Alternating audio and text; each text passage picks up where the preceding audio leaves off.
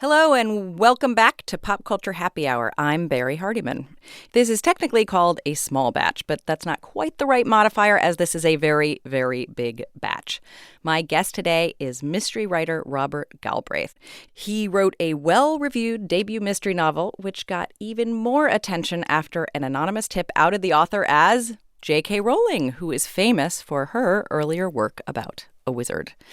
Today, she's here to talk with me about the third book in the Robert Galbraith mystery series. It's called Career of Evil, and it brings back private detective Cormoran Strike and his secretary/partner, Robin Ellicott. Strike and Robin are now kind of famous after their successes in previous cases, and they're back to solve a pretty horrifying crime. Someone has just sent Robin a severed leg. On that note, let me now introduce J.K. Rowling, a.k.a. Robert Galbraith. Welcome to Pop Culture Happy Hour. Thank you very much indeed. Delighted to be here. I'm going to start with the last page of this book, but don't worry, it's not actually a spoiler. I'm going to start with the acknowledgments. Because you wrote that Robert Galbraith felt like your own personal playground. First of all, that's a playground with a high body count. We shouldn't take that too literally. I don't really like to frolic in meadows with dismembered body. I thought probably not, but I did want to ask you what that meant to you. I think because of the way that I started writing the books, obviously using a pseudonym, it felt like a very private pleasure. There was no expectation. No one knew I was writing The Cuckoo's Calling, which was the first in the series. Mm-hmm. I felt a sense of liberation, I suppose. And I wasn't sure when I was outed unwillingly as the author whether that would continue. But in fact, quite miraculously, it has. There's something about writing under a pseudonym. I just feel I'm in a different space when I'm there. I also agreed with my publisher, even once I was outed, that I wouldn't do the same kind of level of marketing that I would do for a book under my own name. So that's been useful in keeping the focus on the work. And yeah, it's just been a really pleasurable experience for me. Before you actually started writing in this genre, who were you reading? Like everyone who likes crime fiction, I love your golden age writers. So obviously I had read when I was very young. I loved Christie when I was younger. Yeah. I loved Niall Marsh. I liked Marjorie Allingham. I liked Dorothy L. Sayers. I love Dorothy Sayers. Yeah, all of those books. So those were things that I read when I was a lot younger, and they formed, I suppose, the basis for a passion for crime. My Scottish colleague and now good friend Val McDermott, I think, coming right up to date, I think is an absolute master of the genre. I've read Patricia Cornwell, a lot of women, actually, but not only women. Belinda Bauer, who I met for the first time just the other day, is fabulous. So my taste is pretty Catholic, and I love seeing what other people are doing. And it was a genre that I'd read for pleasure for a long time, and I'd also wanted to write for a long time. So when you did sit down to write it, when you created Cormoran Strike, who is both totally unique but also or entirely himself, and is also, really an archetype as well. He's your sort of detective who is both emotionally and truly physically scarred. How did he come to you? I had the idea for Cormoran in a slightly mysterious way that most of my favorite characters have come to me, in that it sounds terribly corny, but it is the truth, so I shall say it. Some of them just walk out of your subconscious and stand in front of you. Oh. And he just did that, or he limped out of my subconscious. If I want to analyze why he was in my subconscious, I could say that I know several veterans. One of my very closest friends is a veteran. I am interested, as I think a lot of people are, in what happens to people who leave the forces and have to make their way in civilian life. That seemed, a real issue for our times. He just came to me, and then it was, as I often, again, it may sound rather strange or peculiar, once he'd walked in front of me, it was a question of finding out what he was all about. And with the characters that I like best, it often does feel as though I'm discovering what's already there rather than inventing. And I felt that very strongly with both him and Robin, who is his sidekick. His female sidekick, I should clarify. Right. I wonder, since you had such a strong premonition of Cormoran and Robin, did the mysteries then, did they come second? Well, funnily enough, the plots for the first three novels, I cannot now remember, I genuinely can't remember which one came first, because I had them all. And then I sort of lined them up like marbles to see which arrangement pleased me best. Because of the greater story arc I had for Cormoran and for Robin, I decided that I wanted his first case to be the case dealing with the famous person, because I wanted to have him undergo a journey in the first novel between total obscurity into some form of prominence, which would then set him up for the second book, where there would be a good reason for someone to come and ferret him out as someone who was clearly good at his job. So each plot serves the next. So I had an idea of his larger story, and then I was really fitting my plots to service that larger story. There's a real scaffolding in this book that I think is so well told. You don't really, as a reader, you're just on the journey. Thank you so much for saying that, because I will interrupt you only please. Only in the good for a good reason, I hope. I planned this book to a degree that I have never planned a novel before. I'm so glad you said that, so that it didn't just come fully formed from. I'm so glad to know there was a degree of real. Oh my God, no! Because it's so complex. It really is. Yeah, an incredibly complex plot. But the work goes into not burdening the reader with how complex it is. The reader should be able to just, as you say, enjoy the ride. It's my job to make sure the underpinnings are there. So you're on the roller coaster, but nothing is creaking underneath you. So I planned this novel. I knew it was going to be technically very, very challenging. And I relished that. I wanted to push myself.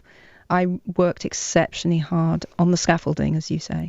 The book is unusual in that it presents these three suspects at the beginning. Right. And that you write a lot of chapters in the voice of the murderer. So the reader then has this experience of left wondering which suspect matches up with that voice. And part of the enjoyment is moving your money from suspect to suspect. You know, I spent the first half of the book thinking it was one of them and then another. And when it does come to plotting, how do you work out the different sort of digressions that you were going to take the reader on without breaking their trust? I felt that there are a lot of things going on in this novel, more than may appear as you dive in. And for me, it was very important to maintain the reader's interest without feeling that they were being led down pointless rabbit holes for my own amusement. The number one rule in this genre is you have to play fair. Yes. So, you know, as many red herrings as you want, as long as they're well written and plausible, the reader will forgive you. What they won't forgive you is not setting out all the information in front of them, because then you are cheating. I had an eye to that, as I think every competent detective writer should have. So we've talked a little bit about the body count here. In the first two books, there are murders. This is evil on another level. Yeah, it is. There is a murderer who is literally dismembering women. There is a pedophile. There's a serial abuser. What was it like to inhabit a world that contained really close quarters? You are inside the head with the worst that the world can offer. It was horrible, actually. This is the first book that's ever given me nightmares, literal nightmares. What gave me nightmares was the research, because I felt that I needed to do a lot of research to understand a certain mindset, which is clearly very, very far removed from my own. I read an awful lot of case studies. It was that gave me nightmares. Each of those suspects is loosely based, not entirely based, but has features of a real killer or criminal. So I was trying to make sure that each of those suspects was psychologically very consistent, and they have histories, varying degrees, like real men.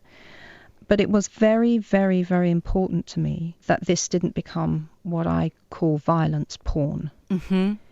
So it was very important to me that the damage inflicted is felt to be real and human, and Robin, who is one of our central characters, is key to revealing what it feels like to come up against someone like this and what that does to their life. These are not pieces of meat. These are not mannequins to be dismembered. And it was important to me that those scenes were not written with a view to titillation, but to understand why it is so essential that this man is caught. We discover in this book that Robin has been through an assault herself. Exactly. And it's tough to read if you've read the other ones, particularly because Robin is so spunky and plucky, and it's hard to imagine. And then you do have to put, more than even the other victims in this book, you do have to put a face on. Well, that's exactly right. And this is one of the reasons why I say I juggled these three plots, which was going to come, in what order was I going to write them. I wanted the reader to know or to think they knew Robin before finding out what had happened to her in the past. Mm-hmm. For me, it was very important, because I wanted the reader to feel the weight of that, Mm-hmm. that they knew the human being. They didn't first of all see the survivor. Yes. And that is something that can very easily be lost in life and in literature when you're talking about this kind of mindset and this kind of violence. Giving the survivor a voice, a face, giving them their due humanity is really important to me. I was grateful for that because, I think often in literature, particularly the rape of a woman is seen as a signifier rather than... Exactly. And because this was, you had the foresight to wait, yeah. It gave us a chance to feel it. Exactly. And as Robin says in the book, this does not define her. Mm-hmm. She is many, many, many, many things. And that's about giving her weight as a human and not seeing her merely as the vehicle for some grotesque act that someone else decided to perpetuate. So I agree with you wholeheartedly on that. I also wanted to examine in the book her attitude to the crimes mm-hmm. as a survivor and as a woman, and Strike's attitude to the crimes. He cannot see these aberrations in the same way that Robin sees them, because he will never, ever understand it from her side of the fence, as it were. So that was an interesting dynamic and an interesting male-female change of perspective that I enjoyed writing. The glimpses of the murderer that we get are terrifying. Women are objects. They are things. Mm-hmm. It is some of the worst kind of misogynistic language that we have generally seen in, not when it's not on the page, we've seen it in the news. I took it from two sources. I mean, I don't mean that I literally copied it down from two sources. Obviously, I created it, but it was inspired. One was accounts that Ted Bundy himself left, which I think were among the things that gave me nightmares. And he was articulate on the subject of how he felt about women, and to a degree articulate about what he'd done. Mm-hmm. And reading those accounts greatly informed the perspective of the killer in the books. The other source for this mindset, and it's very depressing to say it, but literally with a few clicks of a computer mouse, you can find forums where men do discuss women in exactly these terms. To be clear, we are talking about a psychopath, but psychopathy latches on to certain things and will target certain objects. I mean, objects in the linguistic sense, not in the sense that I would review a woman ever as an object, but you know what I'm saying. Yes, of course. I clearly do not feel that way about my own gender, so I needed to do some proper research to understand, as much as I am capable of understanding, the language that somebody like that would use. You have been sort of refreshingly protective about marginalized groups. You've called out, the misogynistic trolls on Twitter. Your previous work is about protecting the disenfranchised, and this is a real theme that goes through, I think, all of your work. Was this series of crimes in this book, was this sort of another way to sort of sort out this kind of evil, this kind of misogyny in the world, and confront it yourself? Well, I would never have, genuinely, I would never have such a grand aim for a detective book. I mean, not that believe you me, I am happy to think that any book could change any mind. I would love to think that. However, I'm realistic. The kind of person who would think in these terms is beyond the reach of anyone else. There are people who might use certain kinds of language or have certain kinds of beliefs who are not beyond redemption. There's also there's Matthew Cunliffe, who, it's this minor brand of misogyny, but he is undermining. Yeah, I totally agree. Belittling. That's something different. Yeah. For those who can't remember, I'm sure everyone can remember every single word I've written, but just in case they can't. Matthew is Robin's very long-term boyfriend. I think they've been together 9 years. And Matthew, he's unpleasantly surprised to find that the fiancée he thought he had is not the real Robin. Robin is now growing in ways he does not enjoy. She's become far more independent. She's found work she loves. She's extremely good at it. And he's not enjoying that at all. He is misogynistic in a far more workaday fashion. And he's not... the number of women I've met who've read these books who've said to me, I used to date Matthew. Right. Really? I've literally lost count. Or I know Matthew. So I'm glad to say there aren't so many of the killer around, but apparently there are a lot of Matthews around. Ms. Rowling, I know Matthew. I mean, this is actually one of the questions I had for you, is that she is so plucky and wonderful and likable. She's often ahead of Cormoran. Yep. Why is this young woman so incredibly dim about this dimwit? Well, let's be honest. I know. Let's be honest. How many fantastic women have you known and then met their partners and thought, how did that happen? Well, that's a different podcast. I mean, yeah, absolutely. I'll meet you back here next week and we'll do 2 hours on that. The pub. They met when they were very young, and neither of them has been able to form perhaps a very well-rounded view of the other for lack of experience. So, but that does get at this other thing, and we've talked a little bit about this, but I do want to ask you sort of directly, because all of the victims in this book are women. Mm-hmm. But did you balk at all at showing women in this light? How did you think about the victims in this book? Did I balk? I'll tell you why I didn't, and it goes back to the killing. That sounds very brusque, but I truly don't mean it that way. No. I looked at my female characters in this book before I even set pen to paper to write the first chapter.